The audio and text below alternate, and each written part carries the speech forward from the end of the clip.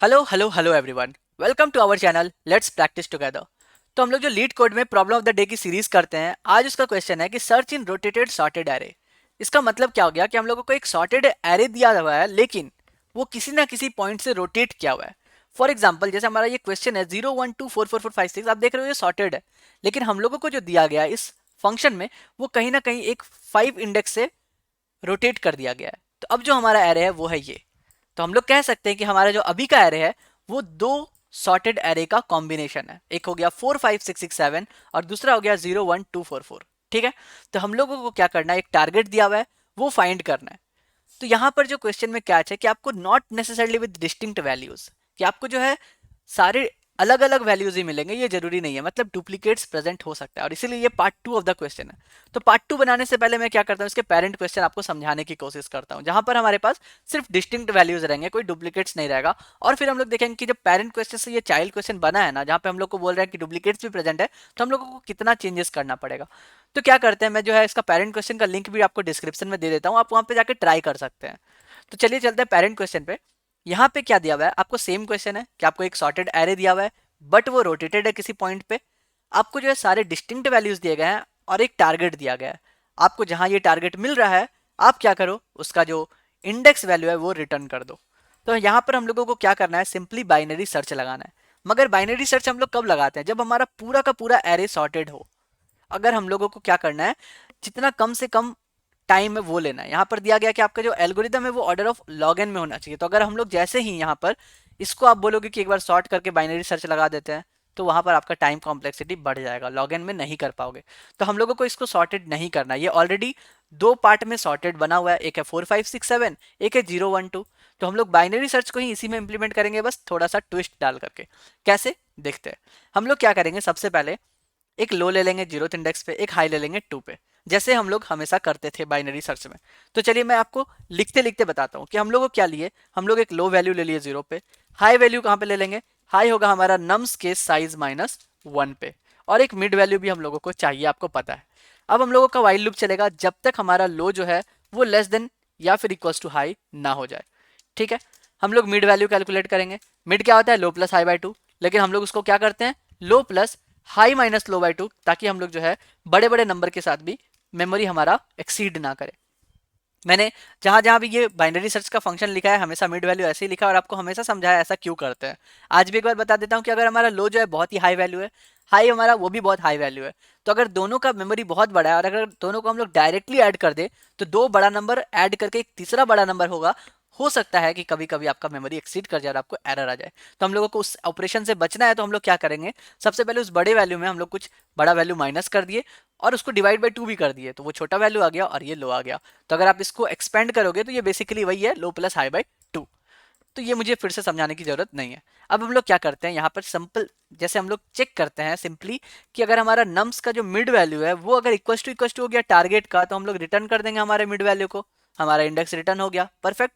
नहीं तो हम लोग क्या करेंगे, बाइनरी सर्च में क्या करते थे, बाइनरी सर्च में हम लोग चेक करते थे कि क्या हमारा टारगेट मिड वैल्यू से बड़ा है। अगर मिड वैल्यू से बड़ा है तो लेफ्ट में चेक करते, राइट में चेक करते थे, अगर छोटा है तो लेफ्ट में चेक करते थे, एंड सो ऑन, जैसा भी हम लोग कंडीशन लिखेंगे। लेकिन यहाँ पर हमारे पास है कि हमारे पास दो सॉर्टेड एरे दिए हुए हैं, तो हम लोगों को पता करना है कि अभी जो हमारा मिड है वो क्या सॉर्टेड एरे के बीच में है या फिर बाहर में है। अगर ऐसा है तो हम लोगों को उस हिसाब से चेंज करना है, मतलब हम लोगों को एक कंडीशन डालना है कि क्या हमारा नम्स का जो लो है, ठीक है, वो क्या लेस देन इक्वल्स टू है हमारा नम्स ऑफ मिड का। अगर ऐसा है तो इसका मतलब क्या है, हम लोग फर्स्ट सॉर्टेड एरे के बीच में है। अगर ऐसा है तब अब हम लोग जैसे हम लोग चेक करते थे वैसा चेक करो कि क्या हमारा जो टारगेट है वो हमारा less than equals to nums of middle value है। अगर ऐसा है, और हमारा क्या है, टारगेट जो है वो हमारा ग्रेटर है किससे, नम्स के लो वैल्यू से, तो इसका मतलब कि हम लोग सही जगह पे पहुंचे हैं। हमारा ये जो एरे है जिस जगह पे हम लोग सर्च कर रहे हैं वो सॉर्टेड है। तो हम लोग क्या करेंगे, हमारे हाई को चेंज कर देंगे मिड -1 से। सेम एज बाइनरी सर्च, अगर आपने बाइनरी सर्च किया है तो आपको ये आसानी से समझ में आ रहा है कि हम लोग ऐसा क्यों कर रहे हैं। ठीक है, एल्स में हम लोग क्या करेंगे, लो को शिफ्ट कर देंगे मिड +1 में, परफेक्ट। तो यहां तक आपने समझ लिया। ये था उस कंडीशन में जब हम लोग फर्स्ट हाफ में गए। सिमिलरली अगर हम लोग सेकंड हाफ में गए, मतलब हम लोग एल्स पार्ट पे चले गए। एल्स पार्ट पे जाने के बाद यहाँ पे भी हम लोग यही चेक करेंगे कि क्या हम लोग सॉर्टेड पार्ट में है या नहीं है। तो वो कैसे चेक करेंगे, हम लोग चेक करेंगे कि क्या हमारा जो टारगेट जिसको हम लोग सर्च कर रहे हैं क्या वो ग्रेटर है हमारे नम्स ऑफ मिड वैल्यू से, ठीक है, एंड क्या हमारा जो टारगेट है वो क्या स्मॉलर है हमारे नम्स के हाई वैल्यू से। अगर ऐसा है तो हम लोग क्या करेंगे, किसको शिफ्ट करेंगे, लो को शिफ्ट कर देंगे हमारा मिड प्लस 1 में। और अगर ऐसा नहीं है तो हम लोग अपना हाई को शिफ्ट कर देंगे मिड माइनस 1 में। तो हम लोगों ने क्या किया, सिंपली यहाँ पर एक नया इफ कंडीशन आप देख पा रहे हैं जो बाइनरी सर्च से अलग है, बाकी तो सब कुछ सेम है, कि हम लोगों को चेक करना है कि जो हम लोग सर्च कर रहे हैं वो एक ऑलरेडी सॉर्टेड एरे के बीच में है या नहीं है। अगर नहीं है तो वापस से हम लोग करेंगे, और अगर ऐसा कुछ भी नहीं मिला हम लोगों को वाइल लूप के बाद तो हम लोग क्या करेंगे, सिंपली रिटर्न कर देंगे -1। आई होप आपको ये समझ में आ गया होगा। चलिए रन करते हैं हमारे कोड को और देखते हैं कि हम लोग सही से मिल पा रहा है कि नहीं इंडेक्स। तो यस, यहाँ पे हमें 4 मिला। So just submit the code. तो ये था हमारा पहला क्वेश्चन जहाँ पर हम लोगों को सारे जो है सक्सेसफुली, ठीक है, तो हम लोगों को जो सारे वैल्यू डिस्टिंक्ट मिले थे इसलिए हम लोगों ने ये कोड किया। मगर अगर हम लोगों के पास डुप्लीकेट्स वैल्यू भी अवेलेबल हैं तो क्या होगा।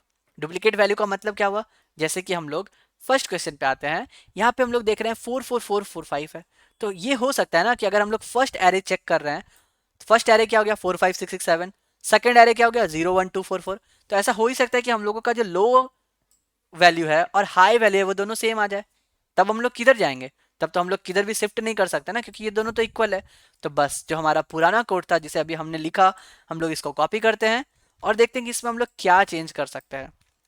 एक चीज ध्यान देने वाली बात है कि यहाँ पे हम लोगों को इंडेक्स नहीं रिटर्न करना है, यहाँ पे हम लोग को रिटर्न करना है ट्रू या फॉल्स, क्योंकि इसका रिटर्न टाइप है बुल।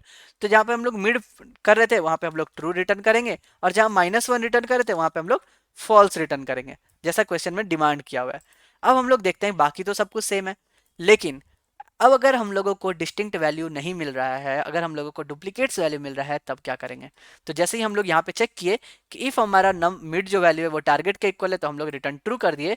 यहीं पे हम लोग डालेंगे कि अगर हमारा जो भी नम्स का लो वैल्यू है ना वो आपका इक्वल आ जाता है नम्स ऑफ मिड के वैल्यू पे, ठीक है, मिड का वैल्यू और लो वैल्यू दोनों सेम है, और हमारा जो है नम्स का हाई वैल्यू है ना वो भी आपके मिड वैल्यू से सेम आ जा रहा है, दोनों ही सेम आ गया, तब तो आप किधर भी शिफ्ट नहीं कर सकते कि आप मिड को ना ही लो -1 या हाई -1 कर सकते हो।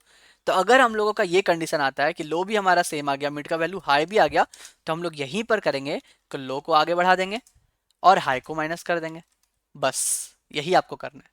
तो बस अगर इतना सा चेक अगर हम लोग कर लिए ना तो हम लोग जो डुप्लीकेट वैल्यू है उससे छुटकारा पा सकते हैं। तो इसके बाद हमारा सेम क्वेश्चन हो जाएगा जैसा हमारा पहला वाला पार्ट था, तो हम लोगों को फिर से वही चीज़ करना है।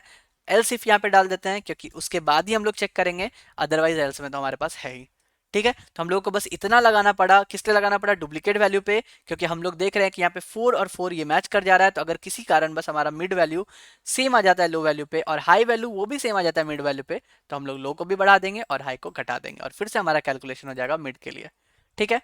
चलिए इसको भी रन कोड करते हैं। तो हम लोगों ने कुछ भी नहीं किया, बस डुप्लीकेट वैल्यू के लिए एक चेक लगा दिया, तो यहाँ पे भी हमें ट्रू आ रहा है रिटर्न। और बाकी जो है वो बाइनरी सर्च है। आई डोंट थिंक सो कि आपको बाइनरी सर्च ड्राई रन करके दिखाना होगा, तो आप लोग खुद से ट्राई कीजिए और कोई भी दिक्कत हो तो आप कमेंट में मुझसे पूछ सकते हैं। चलिए कल फिर मिलते हैं नए क्वेश्चन के साथ, तब तक के लिए goodbye, stay blessed, stay safe and keep coding.